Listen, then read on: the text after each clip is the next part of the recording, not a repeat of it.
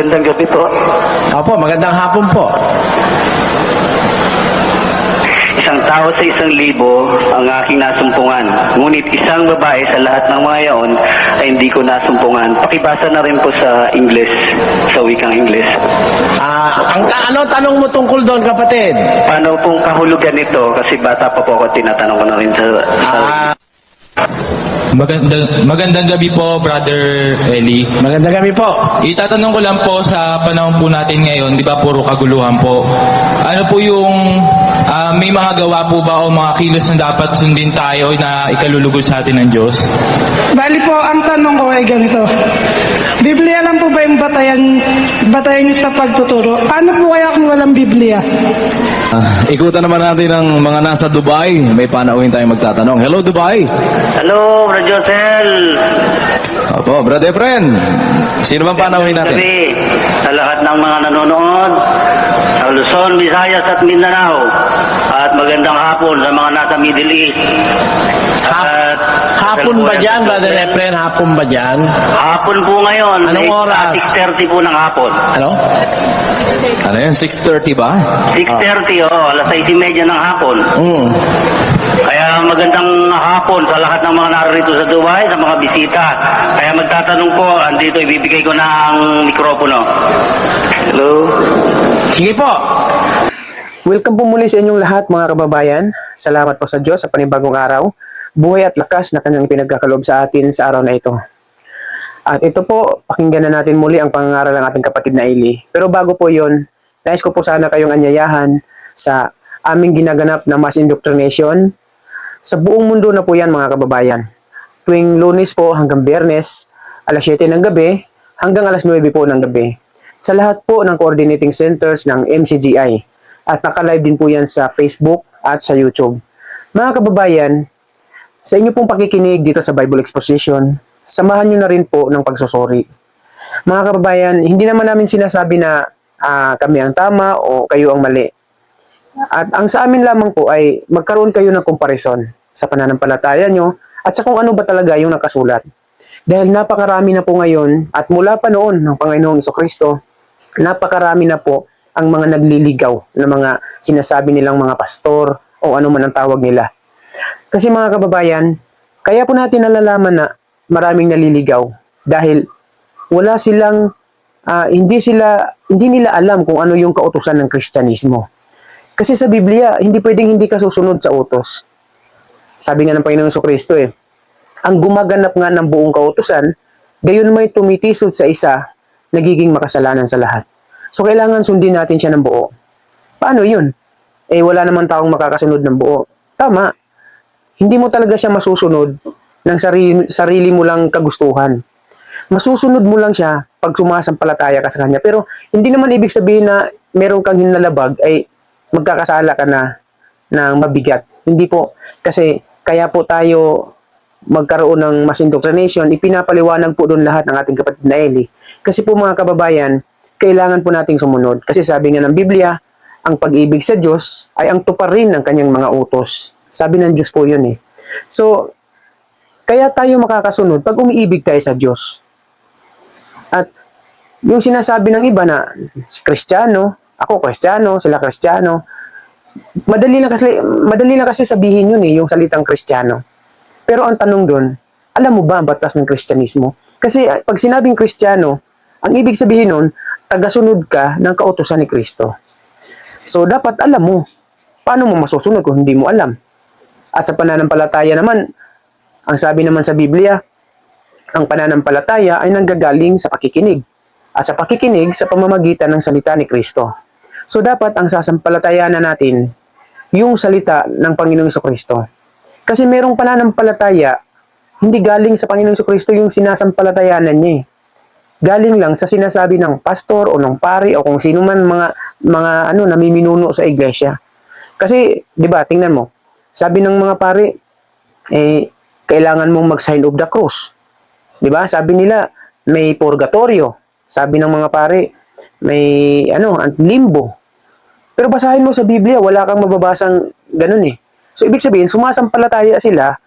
Yung sinasampalatayanan nila, hindi galing sa salita ni Kristo. Kaya nga sabi ng Panginoon sa Kristo, kaya isinulat yun ang pananampalataya dapat manggagaling sa pakikinig at sa pakikinig sa pamamagitan ng salita ni Kristo. Hindi sinasabing sa pamamagitan ng mga nagsasalita kung sino man dyan sa mga church na itinayo ng mga tao eh. Hindi ganun eh. Meron namang iba, nagtayo ng iglesia, ang pangalan, Iglesia Metodista. Ang pangalan, kung ano-ano mga pangalan, pero nasa Biblia ba? Wala. So, ibig sabihin, sumasampalataya ka, hindi doon sa sinabi ng Panginoong Hesus, kundi sumasampalataya ka sa sinabi lang ng tao na nagsabi sa iyo. Yun ang sinasampalatayanan mo. Sa makatuwid, ang sinasampalatayanan mo, yung tao, yung pastor o yung pari, hindi ang Panginoong Jesucristo. Kaya po mga kababayan, makinig lang po kayo ng makinig. At sa pakikinig niyo po, samahan niyo po ng pagsusuri. Ikumpara niyo kung nasaan man kayo ngayon, ano mang iglesia kayo na bilong ngayon, ikumpara niyo po yung turo. Kasi mga kababayan, paano po natin malalaman na tayo ang nasa tama kung hindi natin ikinukumpara yung sa atin, sa iba? Kaya lang naman natin malalaman na tama tayo dahil makikita natin ang batayan na sa Biblia eh. Di po ba? Kaya sana po ay patuloy kayong sumubaybay. Ito na po, pakinggan na natin ang ating kapatid na Eli. Magandang gabi po. Opo, magandang hapon po. Isang tao sa 1,000 ang aking nasumpungan. Ngunit isang babae sa lahat ng mga yaon ay hindi ko nasumpungan. Pakibasa na rin po sa English, sa wikang English. Tanong mo tungkol doon, kapatid? Paano pong kahulugan nito? Kasi bata pa po ako, tinatanong ko na rin sa Basahin natin, makita mo ang kahulugan sa Biblia. Which yet my soul seeketh, but I find not. One man among 1,000 have I found, but a woman among all those have I not found. Ganito yon, kapatid, naghahanap si Solomon ng taong matutuwid, no? Kasi alam mo, napakatalinong hari nito, napakarami niyang tauhan, daan-daan libo. Therefore, makakakita siya sa daan-daan libo pag maghahanap siya. Naghanap ka ako ng mga matutuwid, sabi niya. 7:29 muna, basahin natin para magkaroon ka ng ideya, no? Narito, ito lamang ang aking nasumpungan, na ginawang matuwid ng Diyos ang tao, ngunit nagsihanap sila ng maraming katha. Ayon, ang tao, ginawa ng Diyos matuwid. Pero, humanap ang tao ng mga katha-katha, mga kung ano-anong hindi naman sa Diyos nang galing, sumama ang tao. Doon sa tiempong ang tao'y nahiwalay na doon sa Diyos, naghahanap si Solomon ng original creation na matuwid. Hanap siya ng hanap. Nakasumpong ako ng isang lalaki sa 1,000. 1 por mil. 1 in 1,000 nakasumpong siya. Sa 1,000 babae, wala ako nasumpungan. Bakit sinabi ni Solomon yon? 1,000 kasi napangasawa niya. Walang matino sa asawa ni Solomon kahit isa. Inihiwalay pa nga siya sa Diyos nung bandang huli. Pinasasamba siya sa Diyos-Diyusan. Kaya sa 1,000 babae, wala akong nasumpungan. Kasi 1,000 napangasawa niya. Tiyak na tiyak naman puro babae yun dahil hindi naman bading si Solomon. Ngayon, sa 1,000 lalaki, nakasumpong ako ng isa. Yung hinahanap ng kaluluwa niya na taong matuwid. Sa mga lalaki, nakasumpong siya na 1,000. Pero sa mga babae, kahit isa, wala siyang nasumpungan. Ang ibig niya sabihin mga babae ron, yung mga napangasawa niya. Hindi kasama yung mga babae rito ngayon sa ultra. Yun, kapatid. Ayan po mga kababayan. So, napakamasinsin magpaliwanag ng kapatid na Eli. Alam niyo po ba, siguro nakakapakinig na naman kayo sa ibang mga nangangaral. Siguro naman napapansin niyo na iba talaga ang pangangaral ng isang taong guided talaga siya ng salita ng Diyos. Kasi yung nababasa niya sa Biblia ay naipapaliwanag niya sa pamamagitan din ng iba't ibang mga talata na nakasulat din sa Biblia. So ibig sabihin, hindi niya ini-interpret yung Biblia, kundi yung Biblia mismo may sarili siyang interpretasyon. Babasahin mo na lang, hahanapin mo na lang yung paliwanag sa ibang mga talata. Ganun po si Brad Eli. Kaya nga napag-ugnay-ugnay niya yung science, yung mga pangyayari, yung Biblia. Lahat ng mga bagay na umiiral sa mundo, napag-ugnay-ugnay niya eh. Ibig sabihin, yung Biblia, pinapatunayan ng mga nangyayari at ng totoong science. Kaya napag-ugnay-ugnay ni Brad Eli Dahil ibig sabihin, ang Biblia talaga ay totoo. So, ganito mga kababayan, pag nakinig kayo sa iba, halimbawa, napakinggan nyo si kapatid na Eli sa ganitong tanong, hanapin nyo yung tanong na yun sa ibang mga religion, o kaya sa inyo, sa mga pastor nyo, o kaya sa pari nyo, itanong nyo sa kanila kung pareho sila ng sagot. Doon nyo makikita pag yung sagot nila, ikumpara nyo ngayon sa sagot ni Brad Eli. Makikita nyo kung gaano ba talaga kalinaw magpaliwanag ang kapatid na Eli. Kaya ito po, pakinggan na po natin muli. Okay na? Dubai. Maraming salamat po. Salamat. Thank you po. Doon naman tayo sa kinaroroonan nila Brad Ato. Sino ba ang magtatanong natin? Narito pa isang magtatanong si Jordan Delgado. Sige po, kapatid. Magandang gabi po, Brother Eli. Magandang gabi po. Itatanong ko lang po sa panahon po natin ngayon, di ba puro kaguluhan po.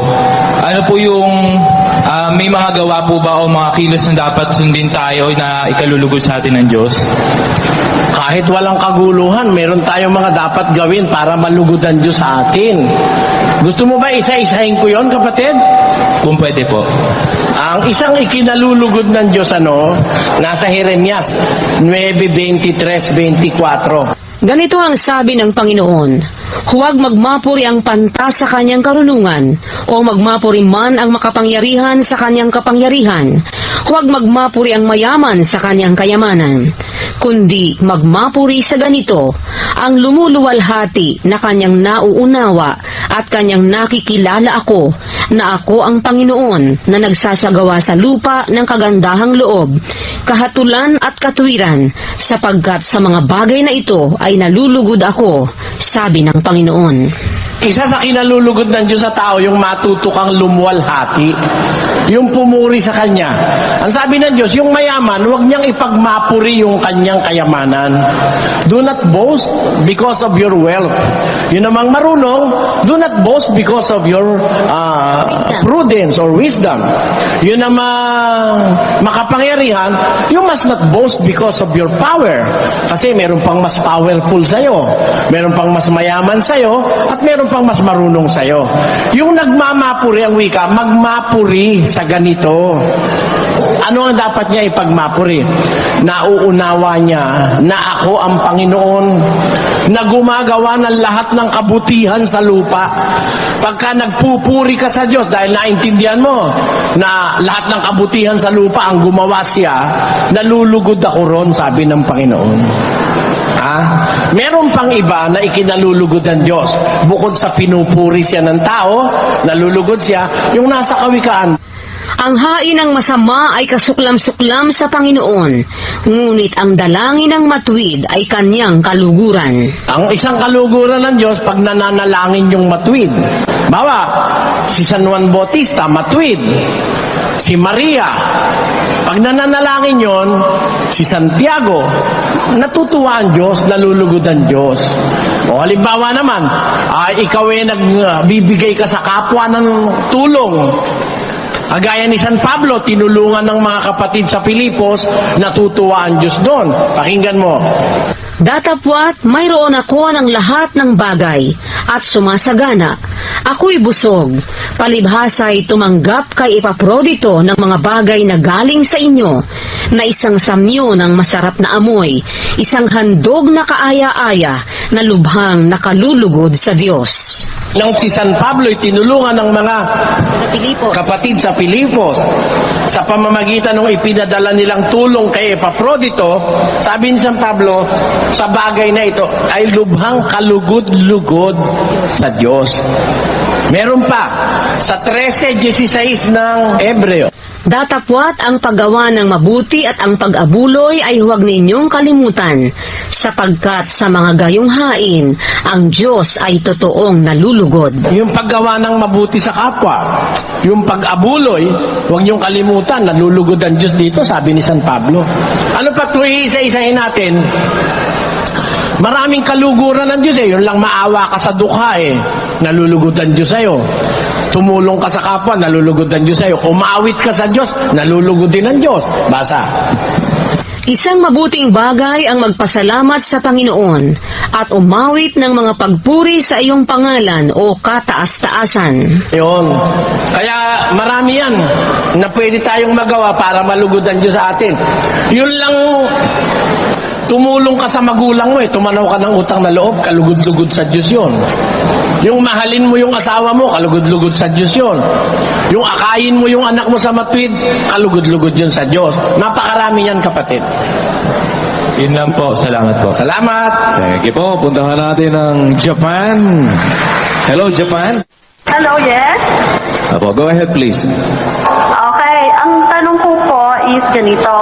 Si Abraham, Moses, and Noah, na ano ho natin na talagang tagasunod ng Panginoon, nahusgahan ho na ho ba sila or mahuhusgahan pa lang ba? Ito po, babasahin po natin yung 14:20 ng Ezekiel. Magaman si Noe, si Daniel at si Job ay nangandoon. Buhay ako, sabi ng Panginoong Diyos. Hindi sila magliligtas ng mga anak na lalaki o babae man. Ang kanila lamang ililigtas ay ang kanilang sariling kaluluwa sa pamamagitan ng kanilang katuwiran. Sa araw po ng paghatol ng Diyos, nandoon si Noe, si Daniel at saka si Job, ang sabi ng Biblia. Kaya po, lahat ho ng tao haharap kasi sa hukuman ng Diyos kapatid. Hindi ibig sabihin, kung namatay na sila Noe, hindi na siya haharap. Hindi po.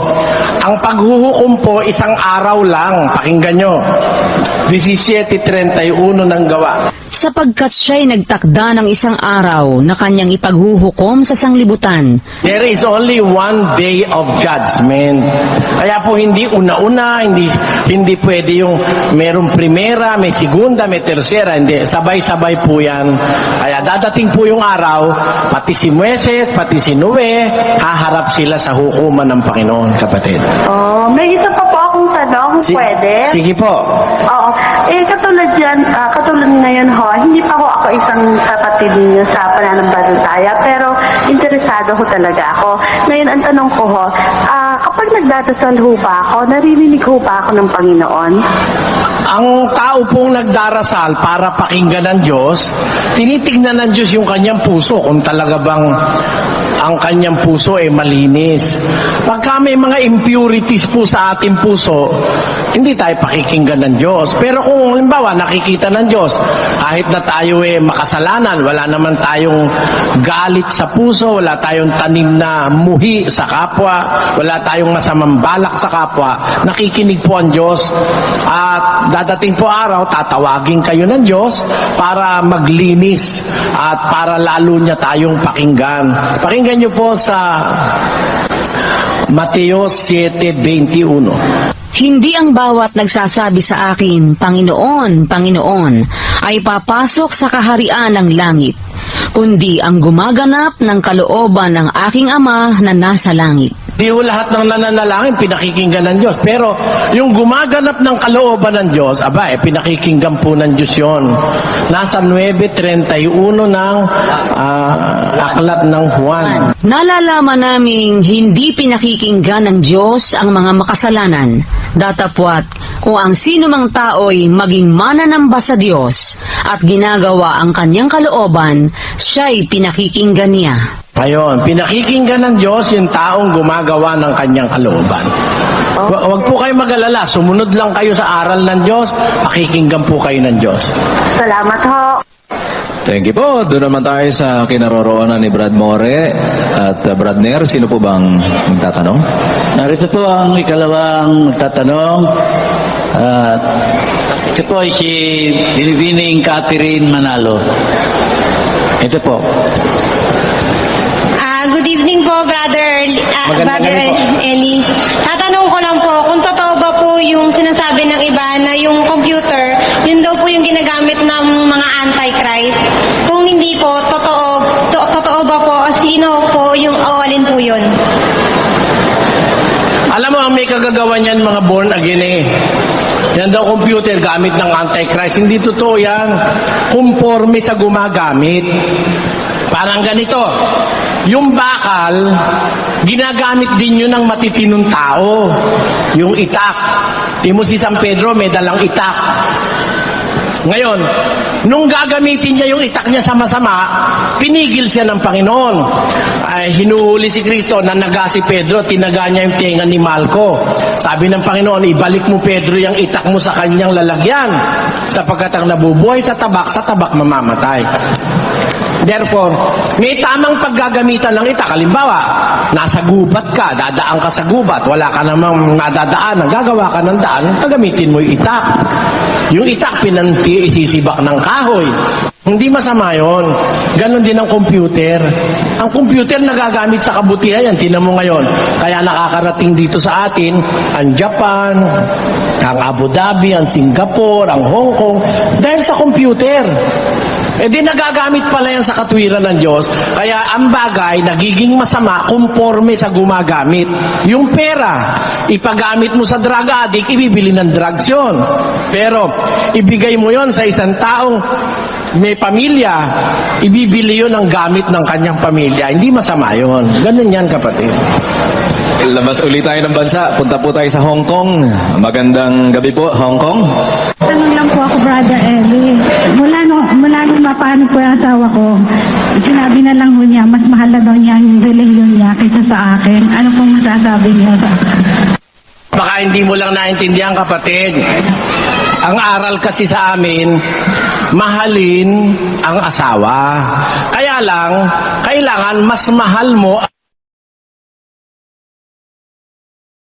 Hindi karapat-dapat sa akin, at ang umiibig sa anak na lalaki o anak na babae ng higit kaysa akin ay hindi karapat-dapat sa akin. At ang hindi nagpapasa ng kanyang krus at sumusunod sa akin ay hindi karapat-dapat sa akin. 26. Kung ang sino mang tao ay pumaparito sa akin at hindi napopuot sa kanyang sariling ama at ina at asawang babae at mga anak at mga kapatid na lalaki at mga kapatid na babae, oo, at pati sa kanyang sariling buhay man ay hindi siya maaaring maging alagad ko. Yun, ang alagad po ni Kristo, kung magmahal, mahal niya asawa niya, kaya lang hindi higit kay Kristo. Kailangan mahal mo asawa mo, pangunahin ang Panginoon. Ikalawa lang ang asawa. Ayun. Tapos, mahal mo ang tatay mo, pero una ang Panginoon kesa sa tatay. Hindi ba sabi ng utos, iibigin mo ang Panginoon mong Diyos ng lalo sa lahat. Above everything else, you will love your God. Kaya siguro ganun ang ibig sabihin ng mister nyo. Hindi ang ibig sabihin, hindi niya kayo mahal. Mahal niya kayo, kaya lang mas mahal niya ang Panginoon na kanyang pinaglilingkuran. Tama po yun, kapatid. Alam niyo kung bakit ko ako kayo, hindi ako magdaramdam. Kasi kung ang asawa nyo, mahal niya ang Diyos kaysa sa inyo, eh hindi niya kayo lulukuhin. Kasi kahit hindi niyo siya nakikita, dahil mahal niya ang Diyos, hindi niya kayo lulukuhin, kapatid. Yan ang ibig sabihin. Hong Kong? Salamat po, Brother Eli. Salamat po. Ayun. Okay, dito naman po tayo uli. Brother Rodel, susunod na magtatanong natin dyan. Magandang gabi po, Brad Eli. Itatanong ko lang po sana kung gaano po ba katagal yung sinasabing matinding kapighatian. Nasa 24, 21, 22 ni Mateo. Pakibasa. Sapagkat kung maggagayoy, magkakaroon ng malaking kapighatian, na ang gayoy di pa nangyayari buhat sa pasimula ng sanglibutan hanggang ngayon, at ni hindi na mangyayari kailanman. At malibang paikliin ang mga araw na yaon, ay walang lamang makaliligtas.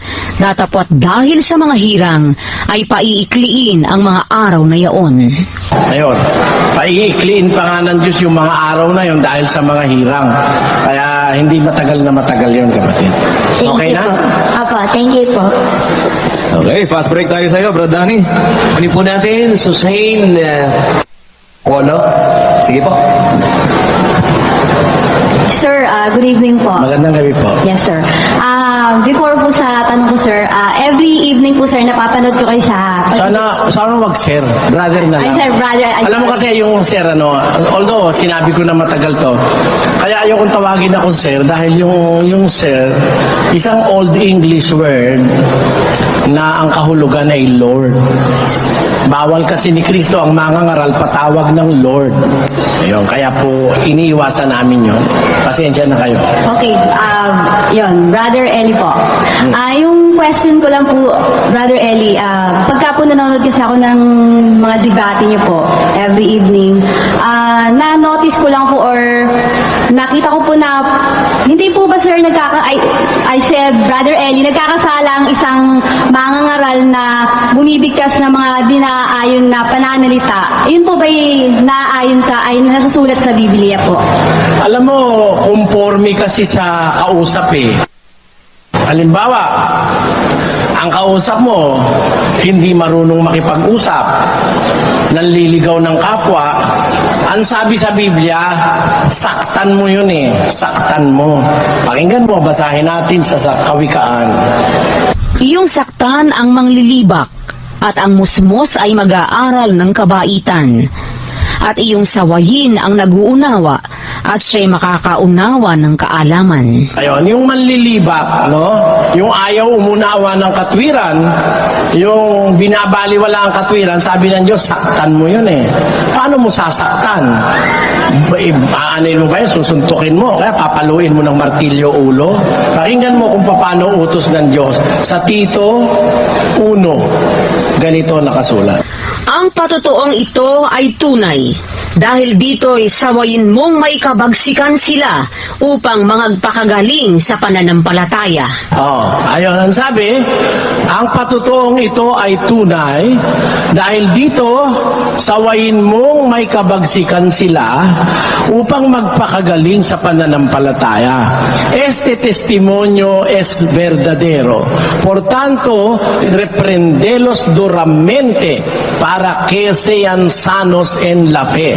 Tinuod kining pagpamatuora, busa badlonga sila sa mapigiton gayud aron maayo sila diha sa pagtuo. Ayon. Sabi, pagsabihan mong may kabagsikan sila. Yung mga nanlilibak ng katwiran na ayaw umunawa, pagsabihan mong may kabagsikan. Alam mo kapatid, si Kristo nga kaya pinatay dahil sa kanyang paraan ng pangangaral Si San Esteban kaya pinatay dahil nasasaktan nga yung mga taong masasama Kung magsalita si Kristo kasi matindi Kayo ikang lahi ng mga ulupong. You generation of vipers. Mga ulupong, matitinding ahas yun yung ahas sa Biblia, ang kahulugan nun, Satanas di matinding Satanas ang kausap niya sinasabi ron, Si Pablo, diretsahan Pakinggan mo sa Gawa 13. Datapwat si Elimas na manggagaway, sapagkat ganito nga ang pakahulugan sa kanyang pangalan, ay humadlang sa kanila, na pinagsisikapang ihiwalay sa pananampalataya ang prokonsul. Datapwat si Saulo, na tinatawag ding Pablo, na puspos ng Espiritu Santo, ay itinitig sa kanya ang kanyang mga mata. Nung sabihin ito ni Pablo, puspos yan ng Espiritu Santo. Therefore, it is the Holy Spirit that dictates this rebuke. Nire-rebuke niya si Elimas. Puspos yan ng Espiritu Santo, sabi niya kay Elimas. At sinabi, O puspos ng lahat ng karayaan at ng lahat ng kasamaan, ikaw na anak ng dyablo. Anak ka ng dyablo? Yun. Kasi kaya naman iniuutos kasi na pagsalitaan mo ng mabigat at may kabagsikan, yung masasama lang namang tao. Pero pag ang kausap ko naman, hindi matitinong tao naman, hindi naman ako gumagamit ng ganun Siyempre, binabagayan mo. Ang sabi nga ng Biblia, saktan mo ang manlilibak, titigil ang pagtatalo. Ang sabi ng Biblia. Manlilibak ayaw umunawa, pagsabihan mo ng masakit. Ganon yun sabi ng Biblia. Naintindihan ko po, Brother Eli. Pwede po next question kasi Sige po. papatanong lang po ng mama ko kasi nandito siya ngayon. Sige po. Birthday naman po niya. Happy birthday. Magandang gabi po sa inyong mama. Nandiyan po siya. Tsaka yung mga kapatid ko po, dito po namin sinelebrate. Yung tanong niya lang po is, kasi po siya isang Katoliko. Meron po siyang mataas na posisyon sa pagiging Katoliko. Ngayon, nako-confuse siya. Mula nung mapanood niya kayo kasi pinapanood ko siya lagi yung tuwing gabi sa inyo. Nanonood kami laging dalawa tsaka yung mga kapatid ko. Then, ang niya po, nako-confuse siya kasi backslider nga daw siya. Tapos po, siya daw po ay parang nako-confuse mula na marinig niya kayo yung mga rebulto or ganyan, iniiwasan niya na yon. Ngayon po, siya po ba'y nagkakasala daw kung naging backslider daw po siya dun sa sa relihiyon niya dati na medyo nakikinig na siya sa inyo po. Alam mo yung backslider, no? Kumbaga paurong yun eh. Di ba? Kaya nga backslider, hindi naman forwarder eh. Di ba?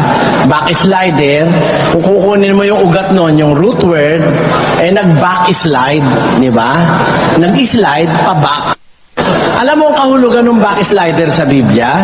7:24 ng Jeremiah. Pakibasa. Ngunit hindi nila dininig o ikiniling man ang kanilang pakinig, kundi nagsilakad sa kanilang sariling mga payo at sa pagmamatigas ng kanilang masamang puso at nagsiyaong paurong at hindi pasulong. Alam mo, yung mga backslider, yung paurong, hindi pasulong, yung ayaw makinig sa Diyos, nagmamatigas ng puso. Yun ang mga pupwedeng ituring na backslider. Pero, nakinig ka sa Diyos, yung aral ng Biblia, napakinggan mo. Natutunan mo ngayong mali pala yung mga ribu-ribulto na yun, hindi ka backslider nun. You are going straight forward dahil sumusunod ka sa sinasabi ng Biblia. Hindi ka backslider nun, kapatid. Kasi sumusunod ka sa Diyos eh. Pag sumunod ka sa Diyos, hindi ka naman aatras eh. Hindi ka paurong. Ang Diyos, aakayin ka sa pagsulong sa pananampalataya at sa kabanalan. Susulong ka, hindi ka uurong. Pero pag ang pakikinggan mo, yung mga turo ng tao, mga pilosopya ng tao, makinig as against God. Sabi ng Diyos, huwag kang gagawa ng larawang inanyuan. Sabi ng Diyos. Tama? Anong larawan ang bawal gawin? Ng anumang wangis na nasa langit o nasa lupa o nasa ilalim ng lupa. Huwag mong yuyukuran sila. Huwag mong paglilingkuran sila sapagkat akong Panginoon mong Diyos ay Diyos na mapanigbuguin. Luluhod ka ba ron as against what God have said?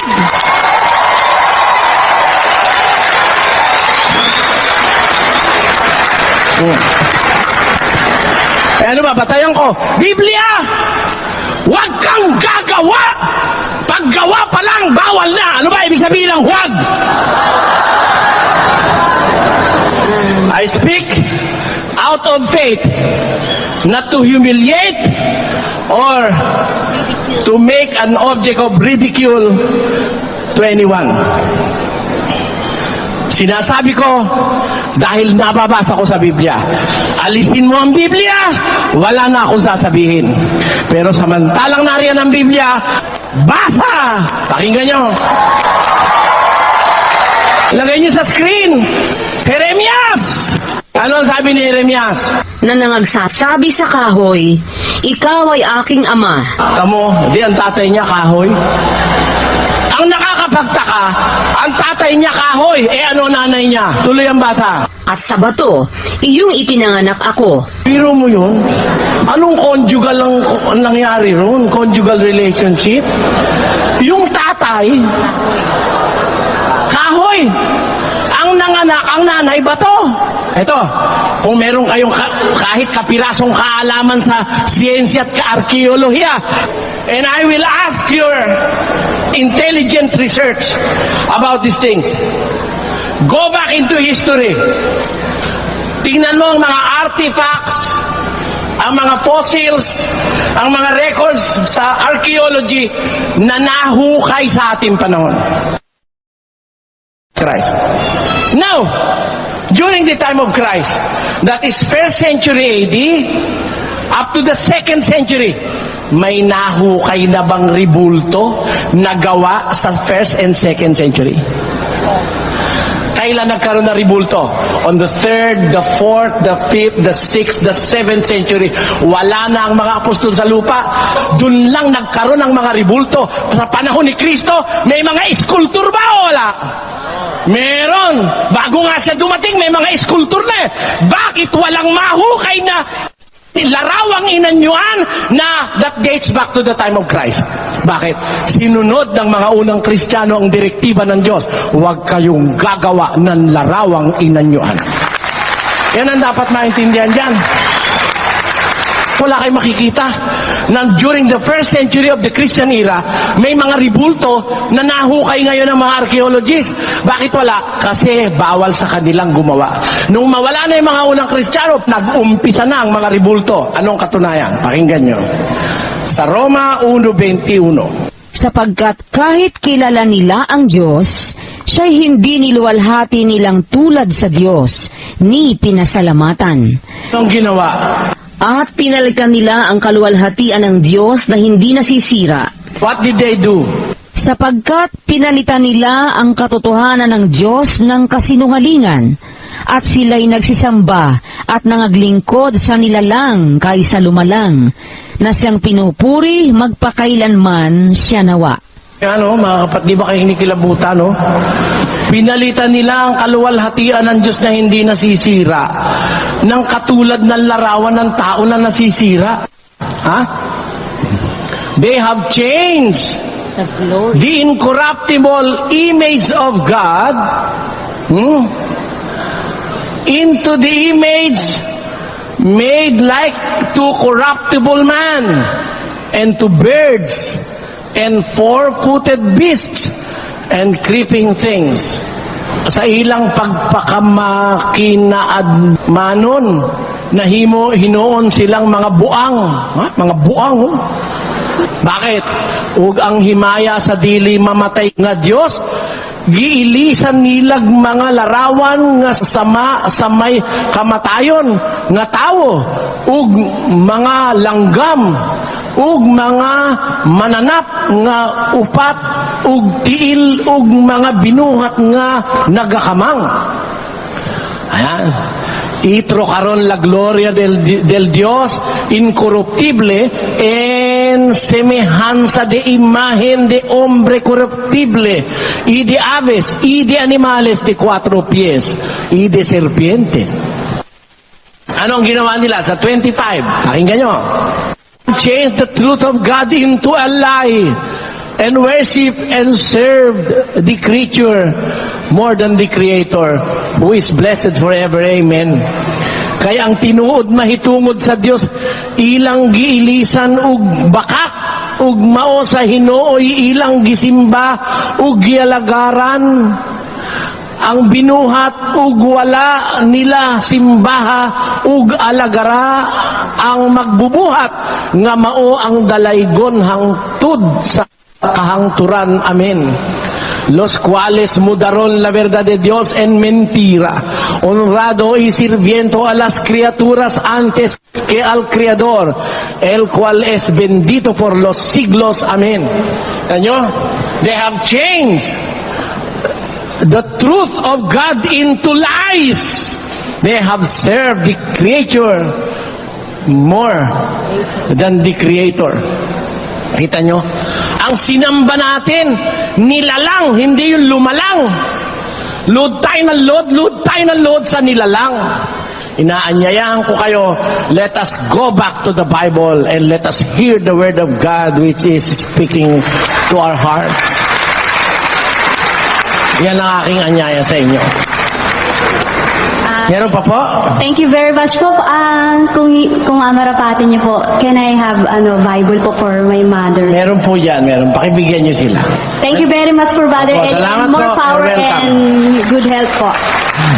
Ay, sarap naman pa-birthday ni Brother Eli.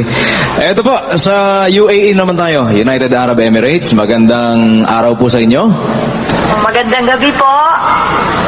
Ako po si Josephine Gamad. I'm calling from UAE, Al Ain.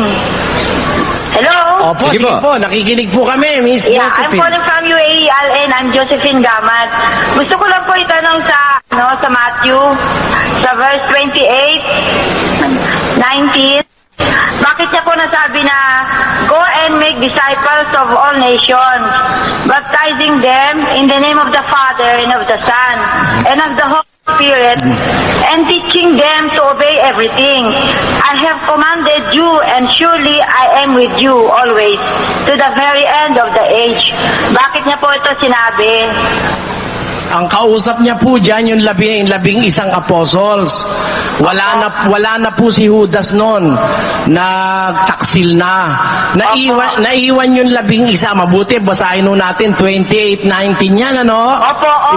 Itaas natin sa 28:16. Datapwat nagsiparoon ang 11 alagad sa Galilea, sa bundok na sa kanila itinuro ni Jesus. Sumunod po yung 11 disciples sa bundok sa Galilea na lugar na itinuro sa kanila ng Panginoong Hesus. Ano po nangyari nung nandun na sila? Tuloy natin ang basa. At nang siya'y kanilang makita, ay kanilang sinamba siya, datapwat ang ilan ay nangag-alinlangan. At lumapit si Jesus sa kanila, at sila'y kanyang kinausap na sinasabi, ang lahat ng kapamahalaan sa langit at sa ibabaw ng lupa ay naibigay na sa akin.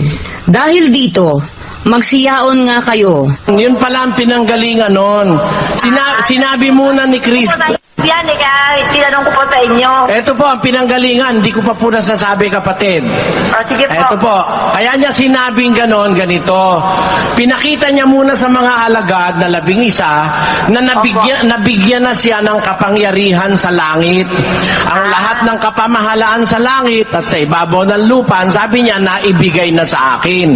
Dahil dito, magsiyaon kayo. Ibig sabihin, binibigyan niya ngayon ng mga alagad ng karapatan naman. Kasi nakatanggap na siya ng karapatan sa Ama para mamahala sa langit at sa lupa. Ngayon, kung siya aakyat sa langit, maiiwan itong 11. Sabi naman niya, binibigyan naman niya ng karapatan itong 11. Yumaon kayo. Go ye unto the world and preach the gospel. Sabi niya, and make disciples in every nation, baptizing them in the name of the Father and of the Son and of the Holy Spirit. Sige po. Yun po. Ang ibig sabihin niya, binibigyan niya ng karapatan ng mga apostol na mamahala naman sa iiwanan niyang gawain dito sa lupa. Panaliwanagan na po ako. Thank you po, brother.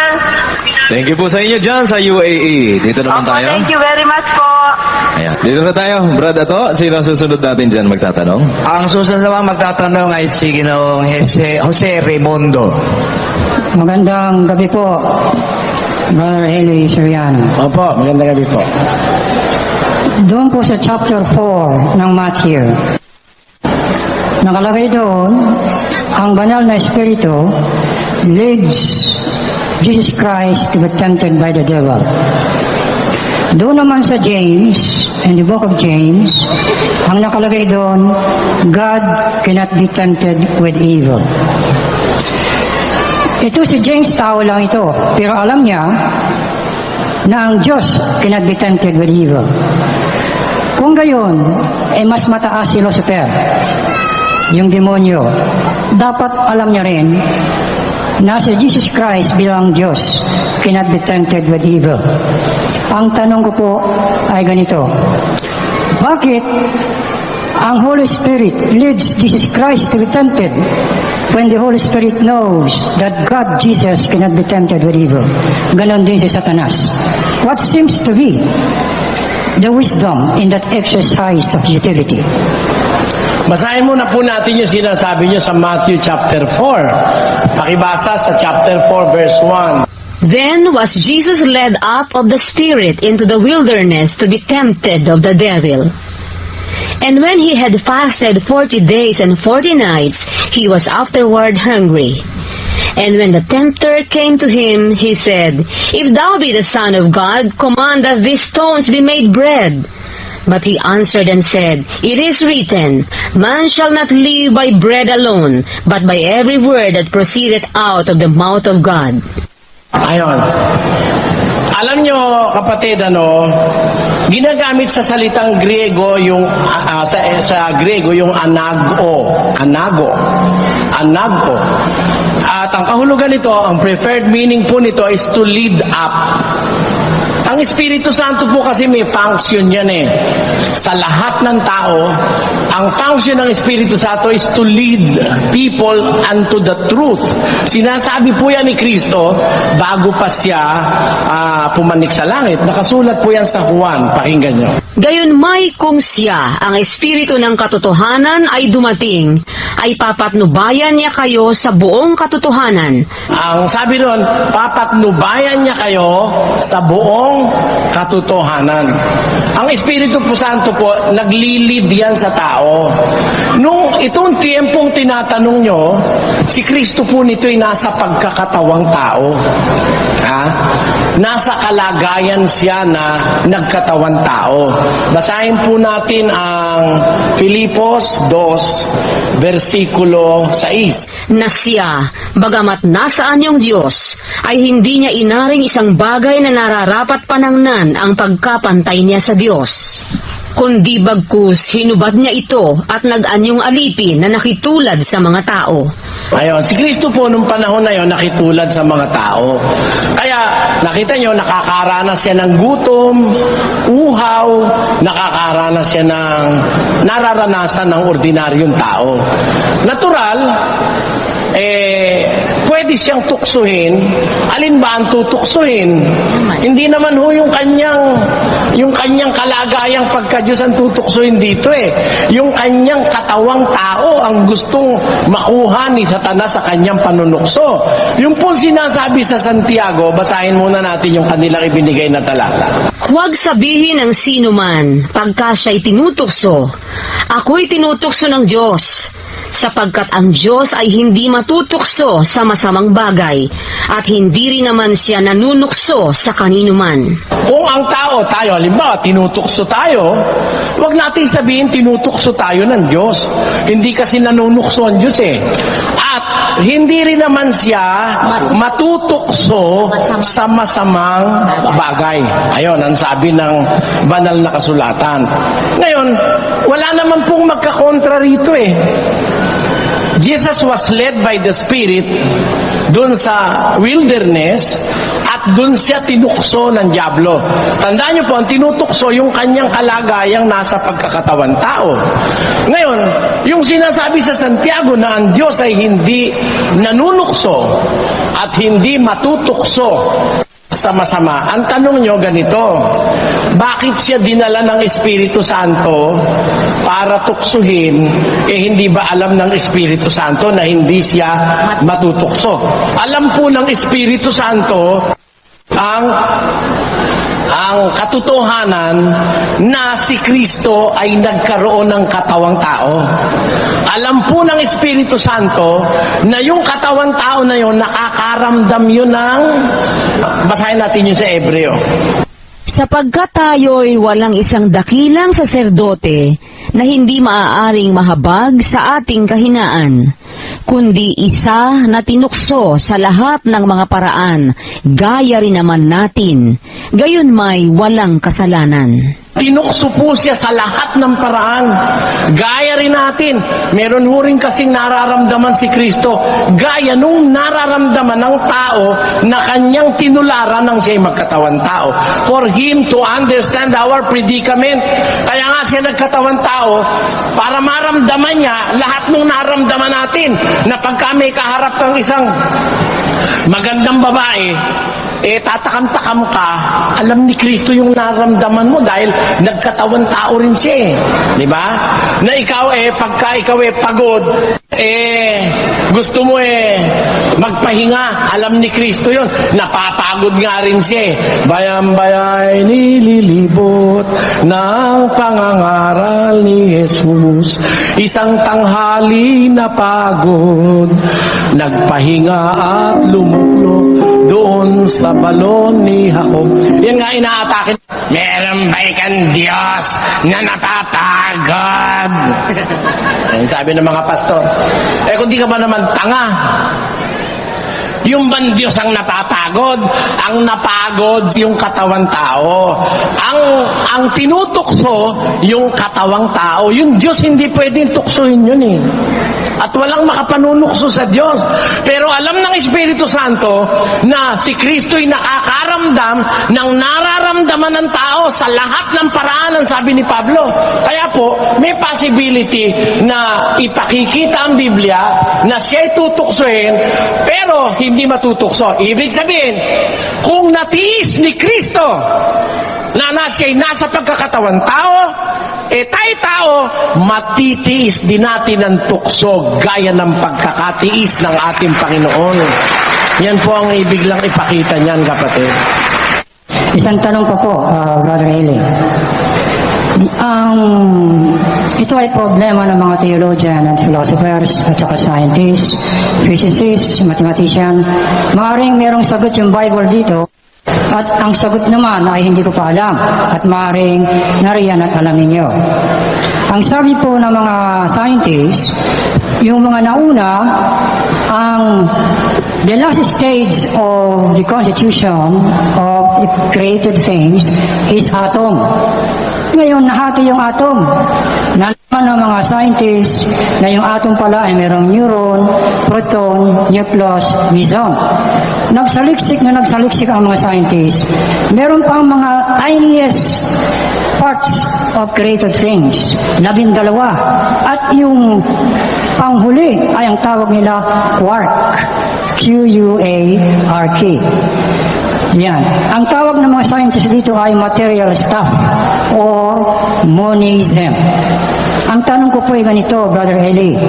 Meron bang sagot ang Bible dito? Yung tinatawag na material stuff that constituted all material things that God has created sa Bible. Ganito po yan eh.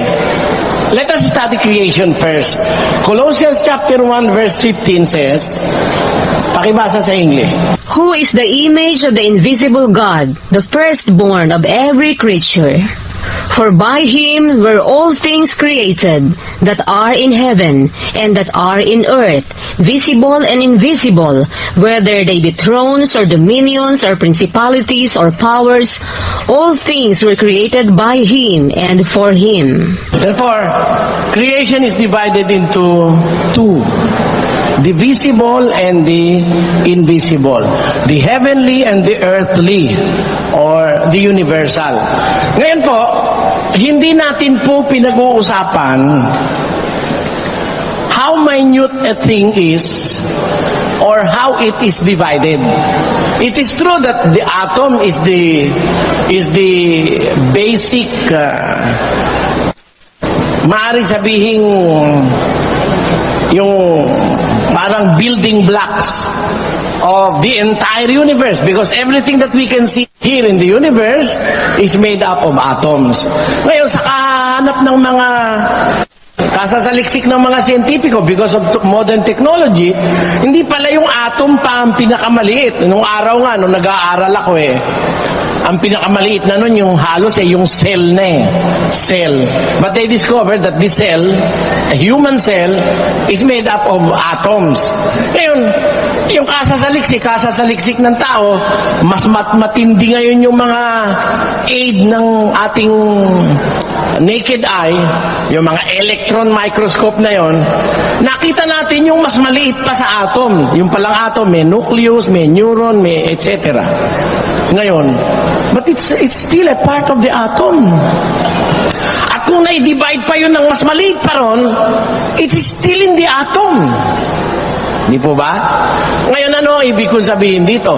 Kahit makita pa natin yung 10 beses pang mas maliit, at makita natin yung 10 beses pang mas malaki sa pamamagitan ng mga powerful telescope, like that they have discovered now more galaxies than ever before.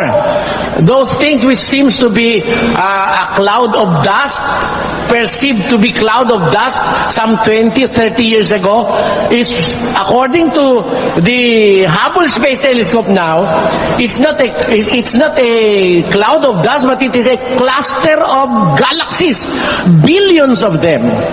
We have gone from the micro to the macro. kahit ano pa po ang mangyari, makakita pa ng mas malaki pa ron, o kaya makadiscover ka pa ng mas maliit pa ron, still the fact remains, God created the visible and the invisible. We regard things invisible because we are limited. What we can see is limited. What God can see is unlimited.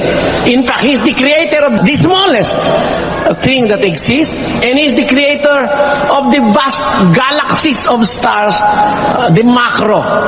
Ngayon, ano po ang nananatiling totoo ron, kapatid? Ito ang totoo ron. Yung invisible sa atin, hindi invisible sa Diyos. Ayan. Lahat nakikita niya. Kaya lang sinasabi ng Biblia yung salita, visible and invisible, because the Bible was meant for earthlings, for human beings. But for angels, for God, for those who are heaven, the inhabitants of heaven, there is nothing invisible for them. They can see what we do not see. They can feel what we do not feel. They can hear what we do not hear. Kaya dun lang nahahati dahil sa atin. Tayo lang ang nagsa-perceive na mayroong invisible. When in fact, yung invisible na yun, nakikita pa rin ng Diyos yun. At para sa Diyos, hindi invisible yun. At yung invisible na yun, reality yun. Kung paano merong material reality, there are spiritual realities, invisible or invisible realities. Ngayon, ang ibig ko lang pong punto dyan, ang isang hindi natin dapat makalimutan, lahat ng yan nilalang ng Diyos eh. Makakita pa sila ng mas maliit pa ron eh. Ando pa rin, nilalang pa rin ng Diyos yun eh. It belongs to the visible and to the invisible. For the meantime, we may call them invisible because we do not have the capacity to see them. But I believe that everything can be seen by the Spirit.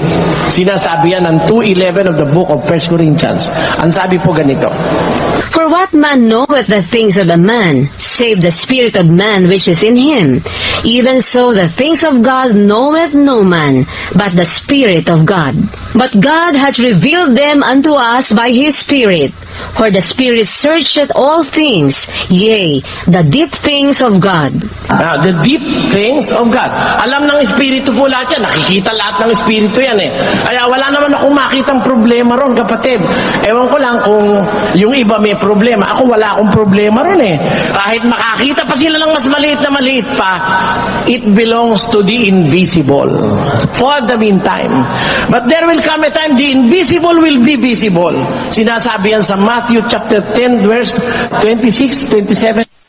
Walang bagay na natatakpan na hindi mahayag. Ang totoo, kapatid, ganito po yan eh. What we can see now was not seen by the inventor of the telescope. What we can see now was not seen by the first inventor of the microscope. Because microscopes now are far, far powerful than the microscopes of 40, 30 years ago.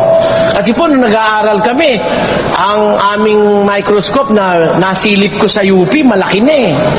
Pero ngayon may mas malaki pang microscope eh. Kaya nga nung araw, atom lang ang alam natin eh. Pala yung atom na yun eh. Meron pa palang nucleus, meron pa palang neuron, meron pa palang proton, meron pa ano-ano pa yun. Oh. Yun eh, invisible noon eh.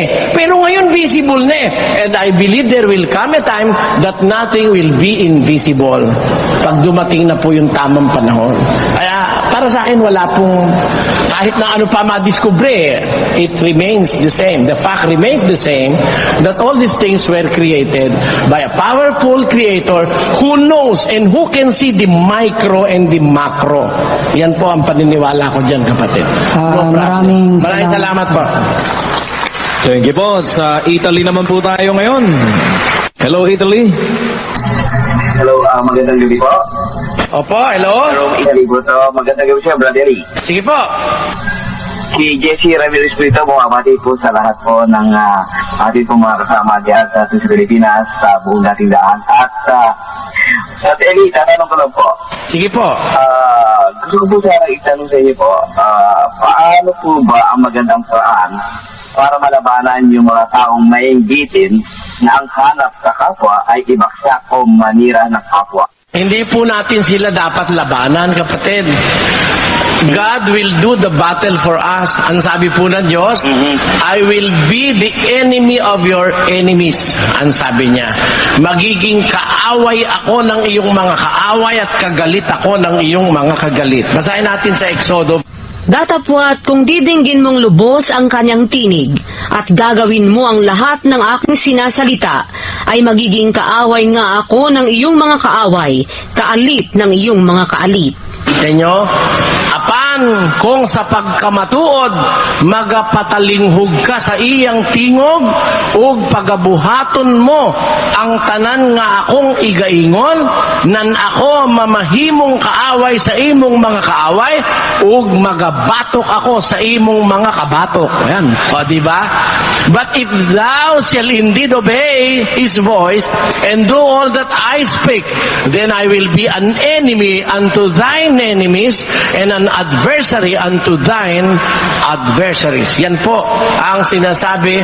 Pero si en verdad oyeres subos, hicieres todo lo que yo te dijere. Seré enemigo a tus enemigos y afligere a los que te afligiren. Ayan po, sabi ng Diyos. Kaya po, halimbawa, meron tao, gusto ka ibagsak. Huwag kang mag-alala. Ang Diyos ang magbabagsak sa kanya. Huwag kang mag-iisip na gumanti. Pakinggan niyo po sa unang Korinto, Kapitulo 3. Hindi ba ninyo nalalaman na kayo'y templo ng Diyos at ang Espiritu ng Diyos ay nananahan sa inyo? Kung gibain ng sino man ang templo ng Diyos, siya'y igigiba ng Diyos, sapagkat ang templo ng Diyos ay banal, na ang templong ito ay kayo. Ayon, ang Diyos ang gigiba dun sa gustong maggiba sa kanyang mga lingkod. Wala po kayong dapat alalahanin, kapatid. Ayun. Just take your time. Just take your time, relax and pray. Kaya pala ko, pinasasalamatan ko na kayo. Nga pala doon sa Bible na pinadala niyo sa akin dito sa Rome. Salamat po. Salamat po. You're welcome. Sige po. Meron pa? Doon po tayo, kapatid Ner. Sino na susunod dyan? Kasama naman po natin dito na magtatanong si Gerald Pedelson, isang Katoliko po. Bali po, ang tanong ko ay ganito. Biblia lang po ba yung batayan niyo sa pagtuturo? Paano po kaya kung walang Biblia? Ganito siguro. Kung walang Biblia, hihintayin ko yung sinasabi ng mga anghel at saka ng Diyos. Kasi nung walang Biblia, nung panahon ni Abraham, sasabihin ng anghel, Abraham, gising. Pumunta ka dun sa ituturo ko sa'yo. Ginising siya. Sumunod naman siya kasi walang Biblia ngayon, nakasulat na, di kaya Biblia ang ating pinag-aaralan. That is the written word of God. Marami kasing paraan para yung salita ng Diyos makarating sa tao. Pakinggan mo iha sa uno-uno ng Ebreo. Ganito nakasulat. Ang Diyos na nagsalita ng unang panahon sa ating mga magulang, sa iba't ibang panahon at sa iba't ibang paraan, sa pamamagitan ng mga propeta, ay nagsalita sa atin sa mga huling araw na ito, sa pamamagitan ng kanyang anak. Ayon, God who at sundry times and in diverse manners spake in time past unto the fathers by the prophets, hath in these last days spoken unto us by His Son. Sa daghan ug nagkalain-laing mga paagi ang Dios misulti kaniadto sa karaang kapanahonan ngadto sa atong mga ginikanan pinaagi sa mga propeta. Apan niining kaulahi ang mga adlaw, siya misulti kanato pinaagi anak nga iyang gitudlo nga manununod sa tanang mga butang. Dios, habiendo hablado muchas veces y en muchas maneras en otro tiempo a los padres por los profetas, en estos postreros días nos ha hablado por el Hijo, a cual constituyó heredero de todo, por el cual asimismo hizo el universo. Sinasabi rito na ang Diyos na nagsasalita Mula pa nung unang panahon, nagsasalita sa pamamagitan ng mga propeta, iba-ibang panahon, iba-ibang paraan. Kaya minsan may sa anghel, minsan nananaginip sila. Sabi mo, kung wala bang Biblia, paano ako mangangaral? Siguro pananaginipin ako ng Diyos, ano? O kaya magsasalita yung anghel kung walang Biblia. May Biblia na. Kaya hindi na ako nag-aalala ron. Hindi na kailangan kausapin pa ako ng anghel personal dahil meron ng Biblia. Diyos na ang nakikipag-usap sa atin sa pamamagitan ng kanyang nakasulat na salita, kapatid. Okay na? Okay na daw. Okay na rin po. Dito tayo sa kabila. Magandang gabi po sa inyong lahat.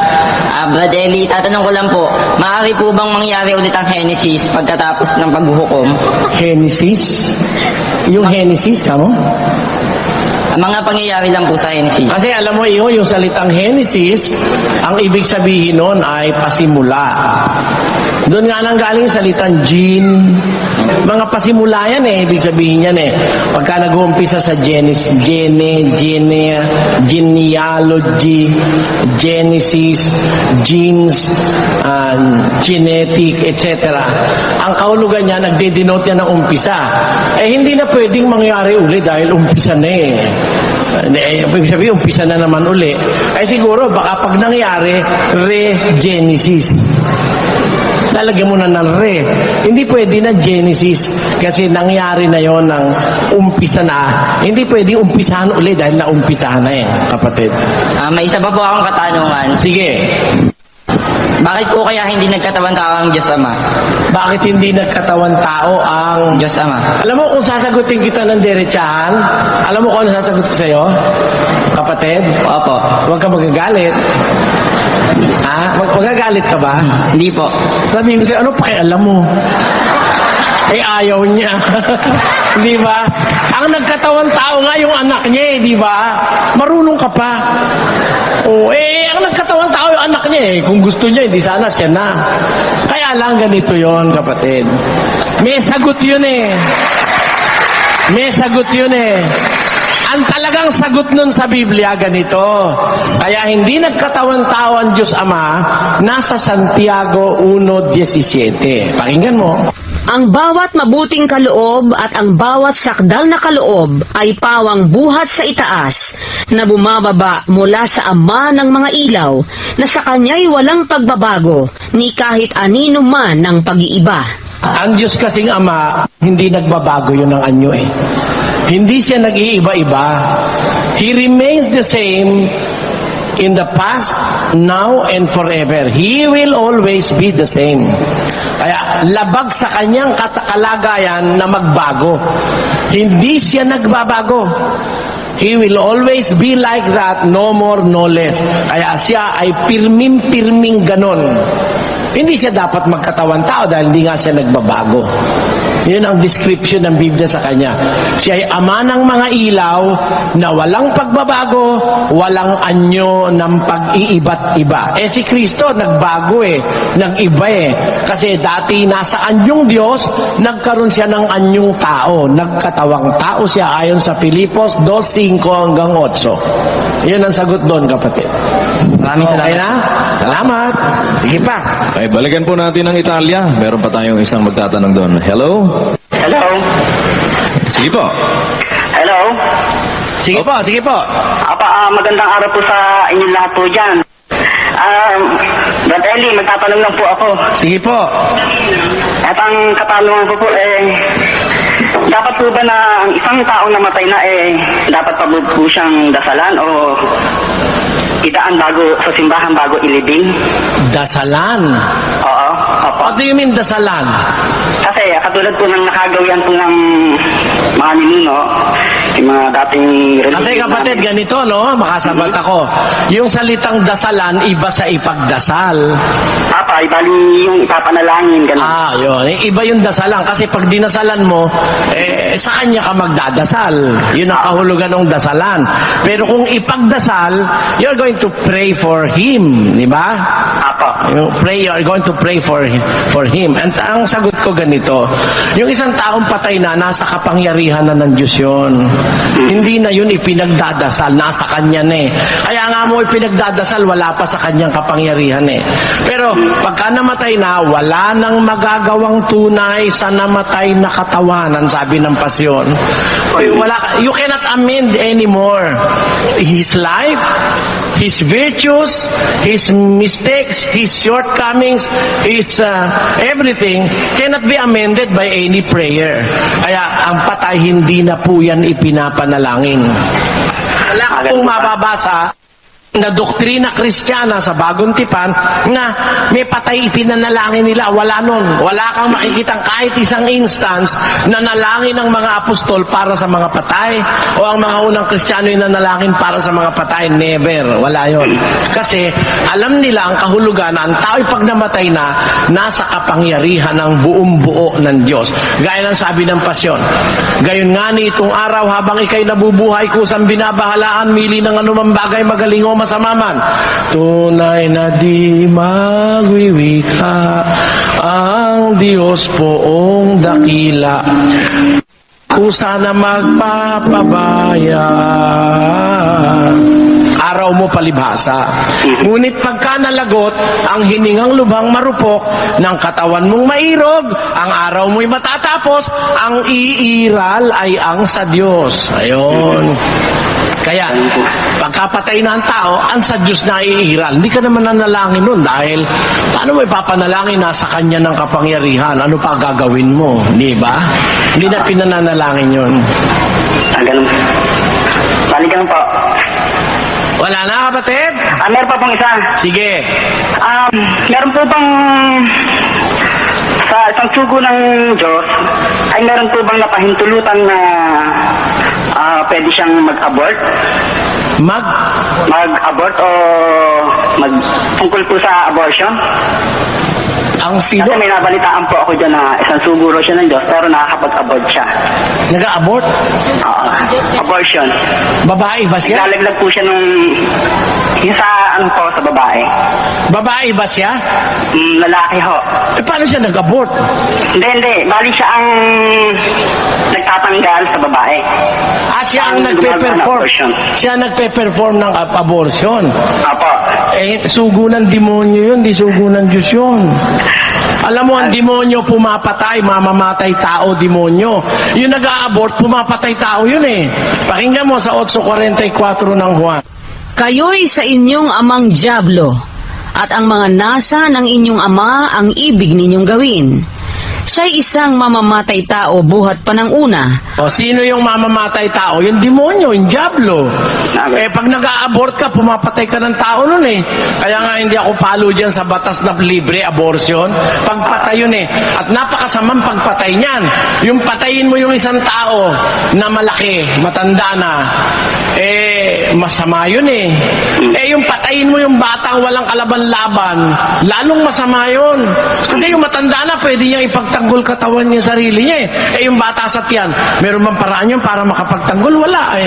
Kaya napakasama niyan sa Diyos. Yan ay pagbububo ng walang salang dugo. Kaya meron ngayong mangangaral, sasabihin, sugo siya ng Diyos.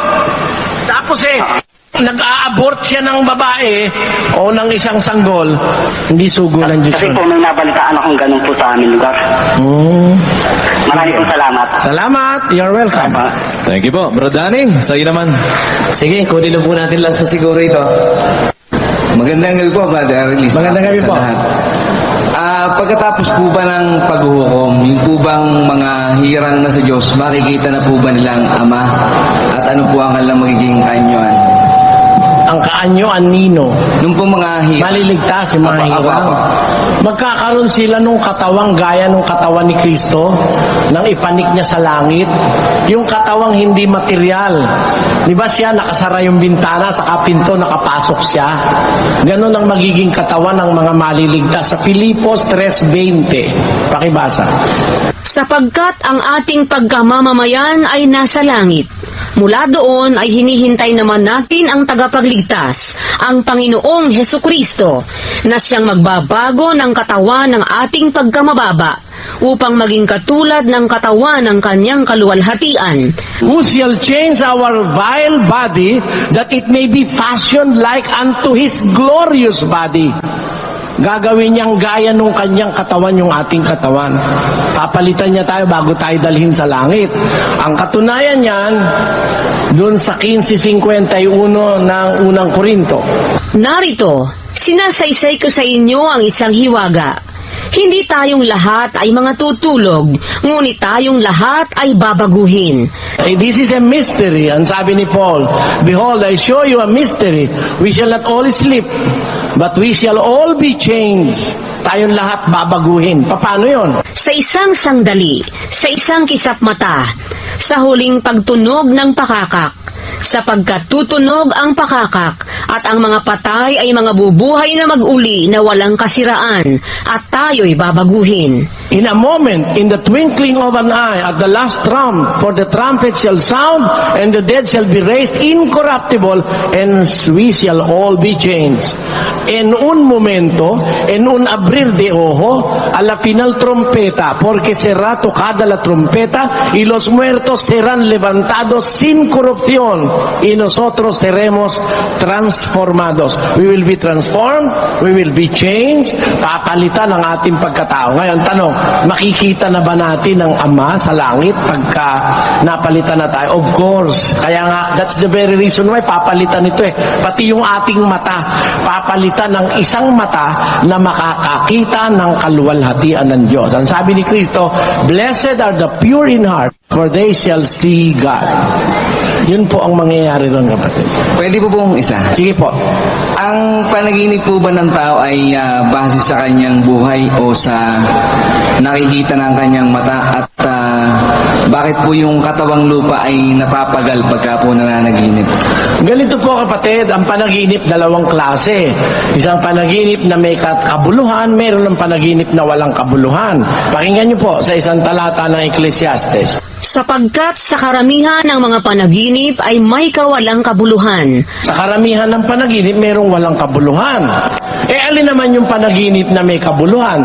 Meron po kasing panaginip, ibinibigay ang Diyos sa tao para magbigay ng warning. Kagaya ni San Jose, nandun sila sa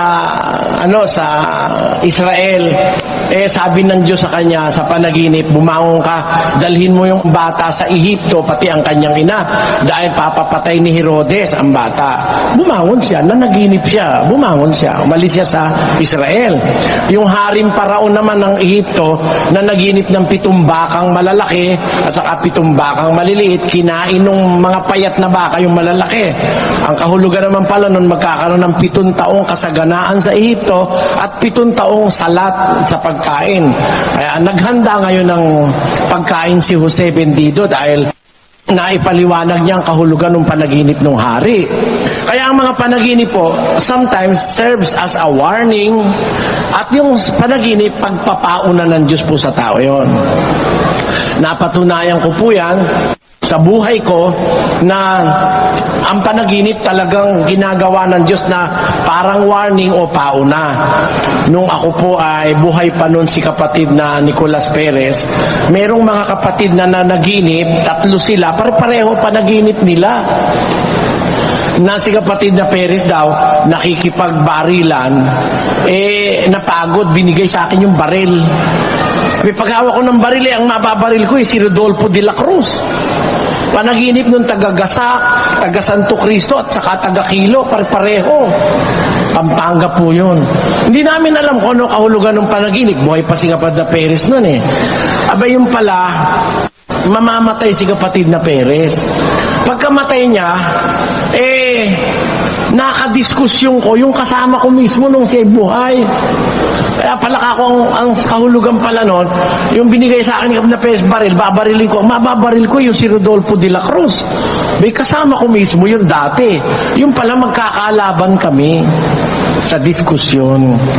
Kaya ang panaginip po talagang nagpapakita yan ng bagay na hinaharap. Pero meron naman panaginip dahil sa kaiisip mo, wala namang kwenta yung panaginip mo, parang bungang isip lang. Meron pong ganon, ayon sa Biblia. Pwede po pong isa pa po.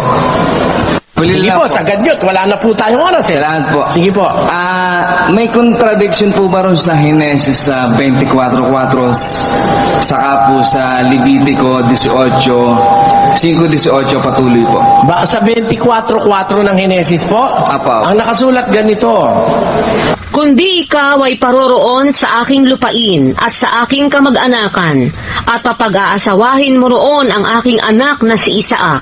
tuloy, At sinabi sa kanya ng lingkod, Sakaling hindi iibigin ng babae na sumama sa akin sa lupaing ito, dapat ko bang ibalik ang anak mo sa lupaing pinanggalingan mo? sa isa naman, sa kabila. Levitico 18:5 po. Tutuparin nga ninyo ang aking mga palatuntunan at ang aking mga kahatulan na ikabubuhay ng mga taong magsisitupad. Ako ang Panginoon. Huwag lalapit ang sino man sa inyo sa kanino man sa kanyang kamag-anak na malapit upang ilitaw ang kanyang kahubaran. Ako ang Panginoon. Wala pong contradiction doon. Wala po. Malaki po ang ug-agwat nun eh. Sa panahon po ni Abraham, napakalayo po nun sa Israel. Panahon po ng patriarka noon, na noon, inaalaw ng Diyos mag-asawa, yung magkapatid, magpinsang buo, magkamag-anak na malapit. Ang katunayan si Cain, ang napakasawa niya, kapatid niya eh. Hindi ba? Ang totoo, si Abraham at si Sarah ay magkamag-anak na malapit. Hindi pa po bawal nun. Pero pagdating sa Levitico, yung Levitico po, umiiral yan doon sa panahon na ng Israel. Malayo na po yan sa panahon ni Abraham. Ipinagbawal na po nun dahil marami ng tao nun eh. Pwede ka namang hindi sa kamag-anak na malapit mag-asawa eh. Hindi po walang contradiction po. Sige po, maraming salamat. Salamat din po at siguro salamat na rin po sa lahat ng dumalo ngayong gabi. Ayan po mga kababayan, hanggang sa muli po. Nawa po ay marami kayong natututunan at patuloy po kayong magsubaybay, patuloy po kayong makikinig dahil sa pakikinig po natin lalong lalago ang ating kaalaman sa banal na kasulatan. Hanggang sa muli po, salamat sa Diyos.